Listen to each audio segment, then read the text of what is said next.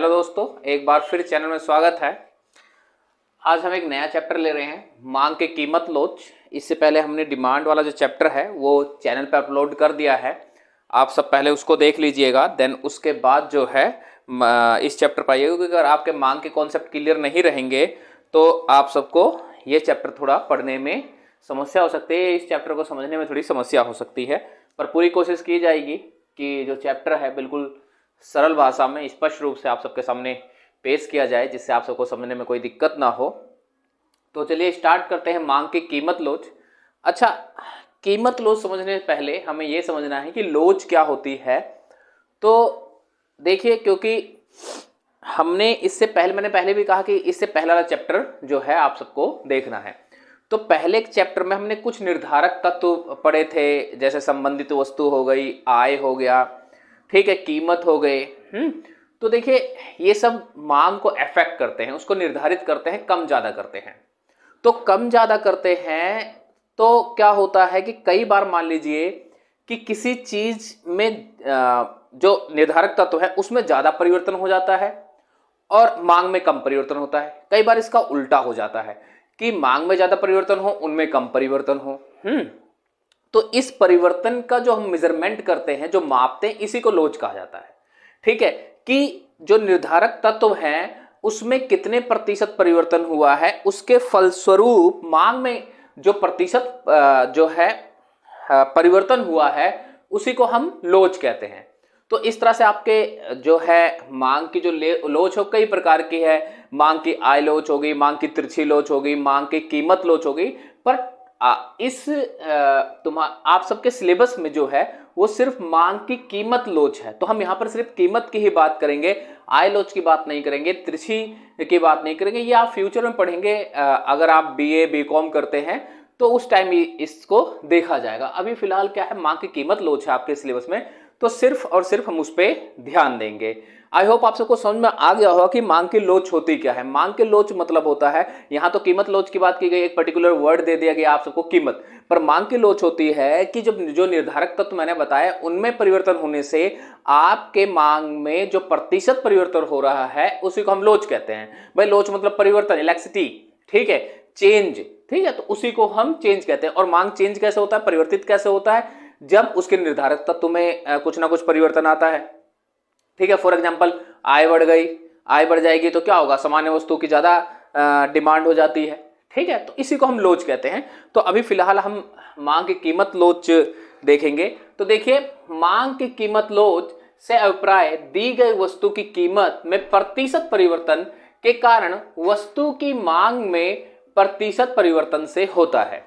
ठीक है, कि भाई जो वस्तु दी गई है उसके जो भी कीमत में प्रतिशत परिवर्तन हो रहा है, में भी हो सकता है कि 10% हो, और मांग में जो प्रतिशत परिवर्तन हो रहा है, मांग मान लो 10% कीमत परिवर्तित हुई। अब परिवर्तित शब्द इस्तेमाल कर रहे हैं, परिवर्तित मतलब कि कम ज्यादा कुछ भी हो सकती है।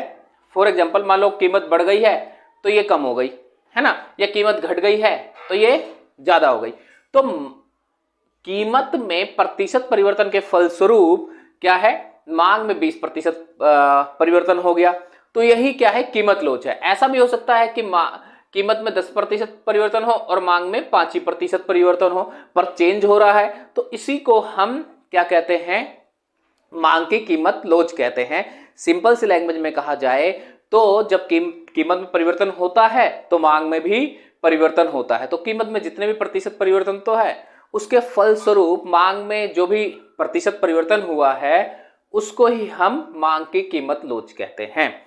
अब इसमें कुछ चीजें और ध्यान देने वाली है, जो ध्यान देना जरूरी है कि जब मांग की लोच की आप गणना करेंगे तो उसके आगे बार बार वो माइनस में आएगा। जैसे मान लीजिए -0.8 हो गया, -1 हो गया, -2 हो गया, है ना, ये ऋणात्मक जो है साइन के साथ आता है। अब इसका मतलब क्या है, इसका मतलब ये होता है कि मांग की कीमत के लोच के सामने जो ऋणात्मक जो आपका निशान लगा है, साइन लगा हुआ है माइनस का, मांग और कीमत में क्या है, उल्टा संबंध है, ऋणात्मक संबंध है, इसलिए साइन लगा होता है। पर हम इसको पॉजिटिव ही ले लेते हैं। साइन लगाना तो हमारा हम लगाते हैं, पर हम इसको पॉजिटिव लेते हैं। देखो सामान्य रूप से क्या होता है कि अगर किसी के सामने माइनस का साइन लगाए, -100 और -300, सीधी सी बात है, तो आप -100 और -300 में से कौन सा बड़ा मानेंगे? ठीक है, सीधी सी बात है, अगर किसी के सामने माइनस का निशान लग जाता है तो जो छोटी डिजिट होती है उसको हम बड़ा मानते हैं, मतलब -300 से बड़ा है -100। परंतु यहां पर ऐसा नहीं है, यहां पर क्या होता है कि -08 से बड़ा है 2। ठीक है, मतलब इसका मतलब ये हो गया या 1, सॉरी 1। ठीक है, तो इसका मतलब ये हो गया कि भाई जो मांग है ये जो भी वस्तु होगी ए बी सी डी में, मान लो वस्तु भी दे दूं ए बी सी, तो सी वस्तु इन दोनों से ज्यादा लोचदार है। मतलब इसके उसमें कीमत में थोड़ा सा परिवर्तन हुआ है और मांग में ज्यादा परिवर्तन हुआ है। तो देखिए यहां पर माइनस का निशान लगाने के बाद भी ज्यादा लोचशील यही माना जा रहा है, तो बेशक से माइनस का निशान लगता है पर हम इसको धनात्मक रूप में ही लेते हैं। ठीक है, एक बात तो ये। और अब सिंपल से कुछ हम जो है डेटा से समझ लेते हैं, मतलब संख्याओं से समझ लेते हैं कि देखिए मांग की लोच किस प्रकार से प्रभावित होती है। मान लो एक एग्जांपल और देता हूं, मान लो एक्स वस्तु है, एक्स वस्तु उसकी कीमत में 10% परिवर्तित होता है। ठीक है, और जो मांग है उसकी मांग 20% परिवर्तित होता है। तो सीधी सी बात है कीमत लोच क्या आया, 20/10 = 2। अच्छा, 10% कीमत जो है बढ़ी है, मैं इसको बढ़ी लिख देता हूं, और ये घटी है, तो घटी से माइनस का निशान लग जाएगा, घटना मतलब माइनस होता है, तो -2। ठीक है, तो इस प्रकार से हम मांग की कीमत लोच की गणना भी करते हैं, आगे हम देखेंगे। ठीक है, तो जस्ट एक एग्जांपल था। अच्छा, अब क्या हो गया, मान लो 10% घटी है कीमत और 20% जो है वो मांग बढ़ी है, लेकिन घटी है, तो सामने इसके निशान माइनस का निशान लग जाएगा, तब भी देखो माइनस ही आएगा। 20/-10 = -2। ठीक है, माइनस का निशान, तो माइनस का निशान जो है वो इसलिए होता है क्योंकि ऋणात्मक संबंध है। भाई वस्तु की कीमत 10% घटी तो माइनस यहां लग गया, 20% वस्तु की मांग बढ़ गई, सीधी साथ ये पॉजिटिव। तो ऋणात्मक संबंध होने के कारण क्या होता है, इसके आगे माइनस का निशान लगा होता है। तो चलिए, आई होप आप सबको समझ में आ गया होगा मांग की कीमत लोच क्या है। अब हम मांग की कीमत लोच की श्रेणियां देख लेते हैं। आज हम श्रेणियां देखेंगे, इस चैप्टर को हम 3 भाग में खत्म करेंगे। ठीक है, तो आज हम श्रेणियां देख लेते हैं। तो मैं श्रेणियों को बांट रहा हूं क्योंकि कई बार होता है जब इंस्टीट्यूट में पढ़ा रहे होते हैं तो बच्चे क्या होता है, जो विद्यार्थी होते हैं वो पूछते हैं कि ये कौन सी वस्तु है, तो उसका कंफ्यूजन दूर करने के लिए अभी हम श्रेणियों को 2 भागों में बांट लेते हैं, जिससे आप सबको और आसान हो जाए समझना। ठीक है, तो ये मैंने 2 भागों में बांटा, एक है काल्पनिक अवस्था, काल्पनिक जिसको आप इमेजिन कर सकते हो सिर्फ, और एक है वास्तविक। ठीक है, अब ये जो काल्पनिक है, इस काल्पनिक के 2 पार्ट हैं, पूर्णतः लोचदार और पूर्णतः बेलोचदार। बेलोचदार। ठीक है, इसके बाद जो वास्तविक रूप में हमें सामान्य रूप से देखने को मिलता है, इसके 3 भाग हैं। एक है इकाई से अधिक, इकाई से अधिक लोचदार, एक है इकाई से कम लोचदार, इकाई से कम लोचदार। उसके बाद इकाई के बराबर, इकाई के बराबर। अच्छा, इसको बेलोचदार भी कहा जाता है, बेलोचदार, इसको लोचदार भी कहा जाता है, लोचदार। ठीक है, और इकाई के बराबर यूनिटरी। तो इस तरह से आपको श्रेणियों में 5 चीजें पढ़नी है, 1 2 3 4 5। ये काल्पनिक है, ऐसा सिर्फ कल्पना किया गया है कि हो सकता है, पॉसिबिलिटी, और ये वास्तविक है, ऐसा रियल में होता है। तो आप सब इसको उतार लीजिए, ऐसे उतारेंगे तो आप सबको थोड़ा ज्यादा जो है कॉन्सेप्ट समझ में आएगा। मैं इसको इरेज करने जा रहा हूं एक एक करके, जैसे ये दोनों पहले काल्पनिक वाला हम पूरा करेंगे, देन फिर उसके बाद 3। ठीक है, तो देखिए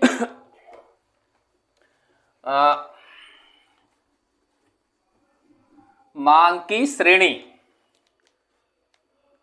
मांग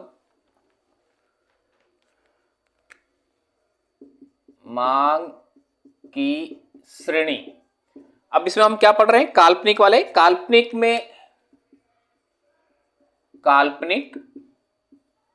में 2 थे, एक पूर्णतः लोचदार और एक पूर्णतः बेलोचदार। पूर्णतः लोचदार, पूर्णतः बेलोचदार। देखिए सिंपली पूर्णतः लोचदार, मैं यहां डेफिनेशन नहीं लिखूंगा क्योंकि बहुत बड़ी वीडियो हो जाएगी। आप सब मेरे जो है शब्दों पे ही थोड़ा ध्यान दीजिएगा, तो इससे आप सबको क्लियर हो जाएगा, बार बार सुन लीजिएगा। तो पूर्णतः लोचदार क्या है, जब किसी वस्तु के कीमत में कोई परिवर्तन नहीं होता है, कीमत वैसे ही वैसे ही है, और मांग फ्लैक्चुएट हो रही है, कम ज्यादा हो रही है, उसमें परिवर्तन हो रहा है, ऐसी वस्तुएं जो होती हैं पूर्णतः लोचदार है। मैंने पहले कहा काल्पनिक है, ऐसा हो मे बी भविष्य में कभी हो, ऐसा होता नहीं है। तो देखिए जैसे एक एग्जांपल ले लेते हैं, मान लो एक्स वस्तु ही है और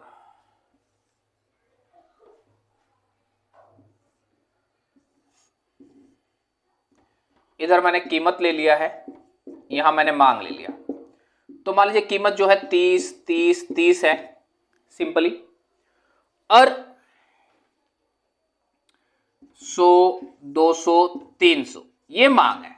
तो देखिए कीमत में कोई परिवर्तन नहीं हो रहा है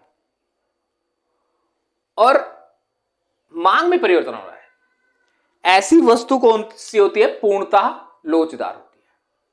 अब इसका डायग्राम देखिए,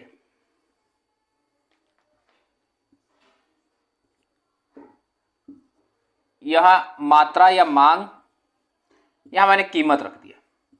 अब मान लीजिए कीमत यहां पर है 30 और मांग मैं 100 200 300 400 जो भी है। तो देखिए कीमत तो 30 ही है, तो एक पॉइंट यहां आएगा, फिर कीमत 30 है, 100 डिमांड है, और ये 200 पे, ये 300 पे, और 400 भी ले लूं मैं, जिससे डायग्राम और अच्छे से बन जाए। तो ये 400, तो कैसा हो रहा है, ये पैरेलल टू एक्स एक्सिस जा रहा है। मांग कैसी होती है इसमें, अनंत, मतलब एक ऐसी कीमत होती है जिसपे ED, elasticity of demand, ED की मांग अनंत होती है।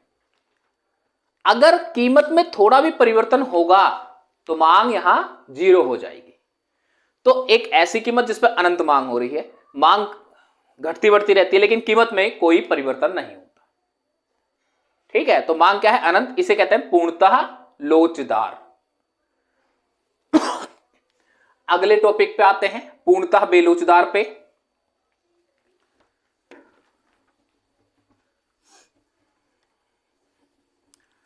अब पूर्णतः बेलोचदार जस्ट इसके अपोजिट है। पूर्णतः बेलोचदार जस्ट इसके अपोजिट है। यहां पर क्या था, कीमत फिक्स थी, मांग में परिवर्तन हो रहा था। यहां कीमत कम ज्यादा होती है लेकिन मांग में कोई परिवर्तन नहीं होता। जैसे एग्जांपल ले लेते हैं,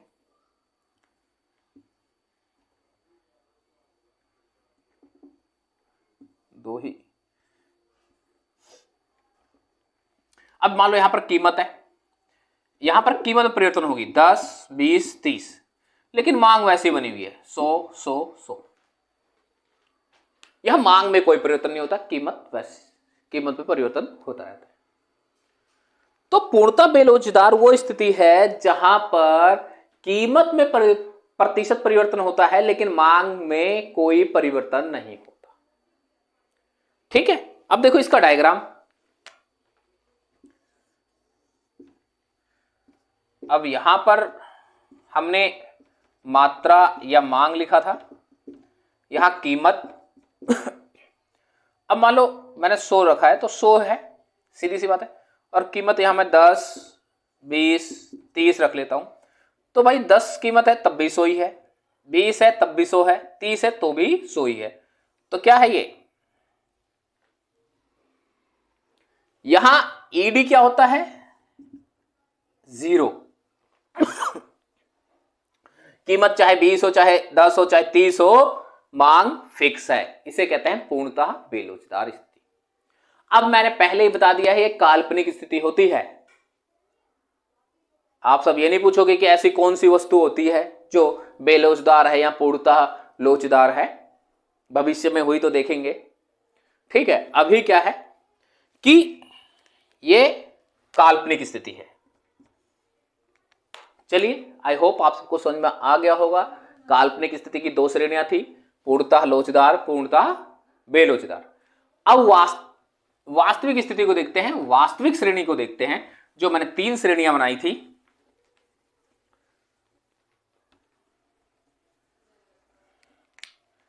तो वो 3 कौन कौन सी थी, लोचदार,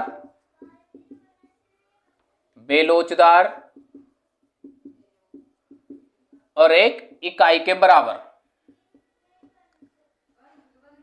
ठीक है, एक इकाई के बराबर। अब लोचदार स्थिति कौन सी है, तो देखिए, जब कीमत में प्रतिशत परिवर्तन कम होता है, जब कीमत में प्रतिशत परिवर्तन कम होता है और मांग में प्रतिशत परिवर्तन ज्यादा होता है, तो हम उस स्थिति को लोचदार कहते हैं। जैसे फॉर एग्जाम्पल, एक एग्जाम्पल ले लेते हैं। मान लो कीमत 20 थी, 20 से 10 हो गई, मांग 100 था, 100 से 200 हो गया। तो ध्यान से देखो कि यहां पर मांग में 100% जो है परिवर्तन हुआ है और कीमत में 50%। भाई 20 पे 10, देखो प्रतिशत कैसे निकालेंगे, 20 पे 10 और गुना में 100, ये कट गया 5, 50% मांग में। और इधर आ जाओ भाई, 100 से 200 हुआ है ना, तो भाई परिवर्तन आया 100 का। ठीक है भाई, 100 से 200 परिवर्तन आया 100 का, तो ये कट गया, 100% परिवर्तन हुआ है। तो जब मांग में ज्यादा परिवर्तन होता है, मांग में ज्यादा परिवर्तन होता है कीमत के अगेंस्ट, मान लो कीमत में 5% परिवर्तन हुआ, मांग में 20% हो गया, या 10 या 7% भी हुआ, बस कीमत के प्रतिशत परिवर्तन से थोड़ा ज्यादा भी होगा, तो वो लोचदार स्थिति होगी। सॉरी, देखिए इसका डायग्राम।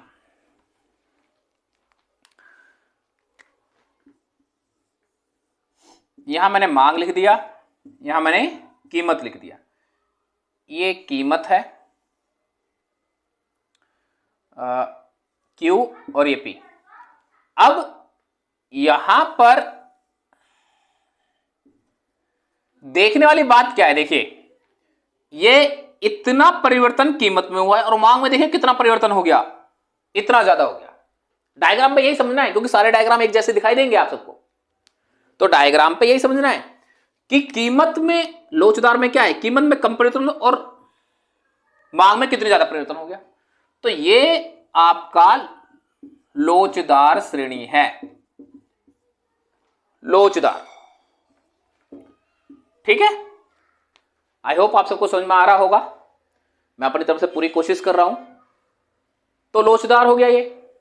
आ जाइए बेलोचदार, बिल्कुल उसके अपोजिट, बिल्कुल उसके अपोजिट। बेलोचदार क्या कहता है कि जब कीमत में प्रतिशत परिवर्तन ज्यादा होगा, जब कीमत में प्रतिशत परिवर्तन ज्यादा होगा और मांग में प्रतिशत परिवर्तन कम होगा, तो इस स्थिति को हम बेलोचदार कहते हैं। जैसे अभी एग्जांपल ले लेते हैं, ये श्रेणी बना दिया मैंने, कीमत वही 10 से 20 कर दिया मैंने, या 20 से 10 कर दें, आपको कंफ्यूजन ना हो, 20 से 10 कर दिया। और जो मांग है वो 100 से मैंने 120 कर दिया। अब देखिए इसको, देखिए जरा, यहां तो 50% हमने पहले निकाल के देखा ही था कि भाई 10 का परिवर्तन आया है, सीधी सी बात है। 20 पे 10 का परिवर्तन आया, पहले कीमत 20 थी, 10 का परिवर्तन आया ये, और ये आ गया 5 और ये 50%। लेकिन अब मांग को देखिए, मांग को भाई 100 से 120 हो गया, तो 100 पे 20 रुपए का परिवर्तन आया, 20 क्वांटिटी का परिवर्तन आया, 100 काटा और ये 100 और आया 20%। तो अब देखिए कीमत में परिवर्तन ज्यादा आया है और मांग में परिवर्तन कम आया है। इस स्थिति को हम बेलोचदार कहते हैं। इस स्थिति को हम बेलोचदार कहते हैं। अच्छा, इससे पहले मैंने लोचदार की चीजें नहीं बताई कि लोचदार में कौन सी वस्तुएं होती हैं। तो जैसे एसी वगैरह हो गए, जिसे हम विलासित वस्तु कह सकते हैं, वो लोचदार होती है। उसकी कीमत में जैसी मतलब ज्यादा परिवर्तन आ जाता है ना, तो वो बहुत ज्यादा डिमांड होने लगती है। जैसे जो है कीमत में थोड़ी भी परिवर्तन है, डिमांड होने लगेगी, या कीमत थोड़ी सी बढ़ जाएगी तो डिमांड कम हो जाएगी, तो लोचदार कहते हैं। अब इसका डायग्राम देख लेते हैं।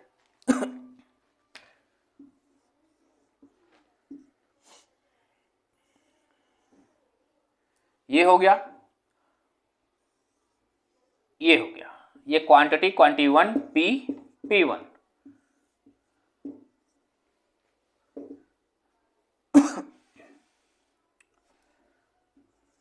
अब देखिए यहां मांग है, यहां कीमत है। देखिए अब हमने इसमें क्या किया है, जस्ट देखो डायग्राम वैसे दिख रहा है ना, लेकिन यहां ये गैप दिख रहा है। देखिए कीमत में ज्यादा परिवर्तन आया, मांग में कम परिवर्तन आया।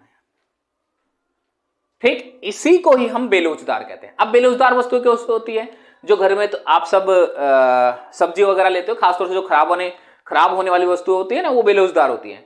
उनकी कीमत में ज्यादा परिवर्तन आने से भी लोग बहुत ज्यादा नहीं परचेज करते, थोड़ा बहुत क्वांटिटी इधर हो जाती है। फॉर एग्जाम्पल मान लीजिए दूध है, तो दूध आपके घर पे अगर 1 लीटर आ रही होगी तो आप 1.5 कर दोगे, 2 कर दोगे। ऐसा नहीं करोगे आप 10 लीटर रख के स्टोर कर लोगे, है, क्योंकि वो खराब हो जाएगी। ऐसी सब्जी होती है कि भाई कीमत जो है कम हो गई, तो ऐसा नहीं होता हम रख के स्टोर कर ले, खराब हो जाएगी। तो ऐसी वस्तुएं जो है बेलोचदार होती है। ठीक है, कीमत में ज्यादा परिवर्तन आता है लेकिन उनकी मांग में फिर भी कम परिवर्तन आता है।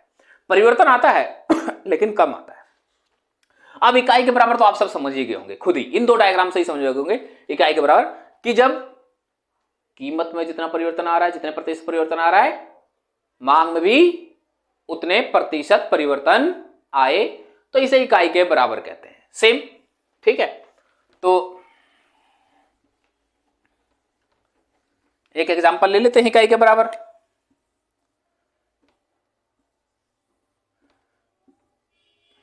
कीमत वही 20 से 10 ले लिया हमने, ठीक है। मांग जो है वो 100 थी, ठीक। 100 से हम 150 ले लेते हैं, ठीक। अब देखिए भाई कीमत में वही भाई परिवर्तन आया है 20 पे 10, तो 50%, सीधी सी बात है। यहां पर देखिए 100 पे 50 का परिवर्तन आया, तो ये भी 50%। तो जब दोनों में समान रूप से परिवर्तन आता है, समान प्रतिशत होता है, तो हम उसको इकाई के बराबर कहते हैं। अब डायग्राम भी आप सब आसानी से बना लेंगे, क्योंकि 2 डायग्राम मैं समझा चुका हूं, तो इस डायग्राम को भी बनाने में आप सबको दिक्कत नहीं आएगी। ये हो गया P, ये Q मात्रा और इधर कीमत, ठीक है। नाउ ये देखिए यहां पर सेम गैप, यहां पर भी सेम गैप है, ठीक है। जितना कीमत में परिवर्तन आया उतना ही मांग में परिवर्तन आया, ठीक है। तो इसे कहते हैं इकाई के बराबर।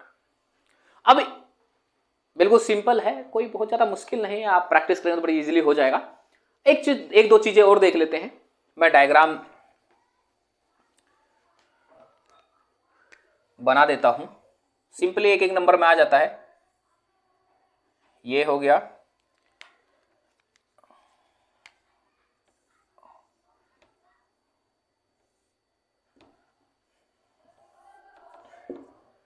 P1 Q1 0 Y, ठीक है।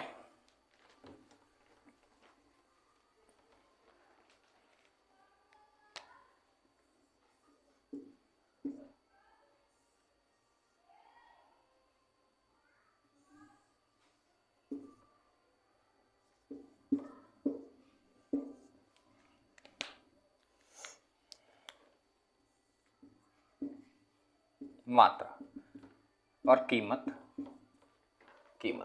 ये डायग्राम मैंने इसलिए बनाया है कि आप सबको, ये आपका सबका होमवर्क है। देखिए, पहले तो पता करना है कि इसमें से लोचदार कौन सा है और बेलोचदार कौन सा है। उसके बाद एक प्रश्न ये आ जाता है कि ज्यादा ढालू मतलब इसका ढलान, ज्यादा ढालू वाला वक्र लोचदार होता है या कम ढालू वाला वक्र लोचदार होता है।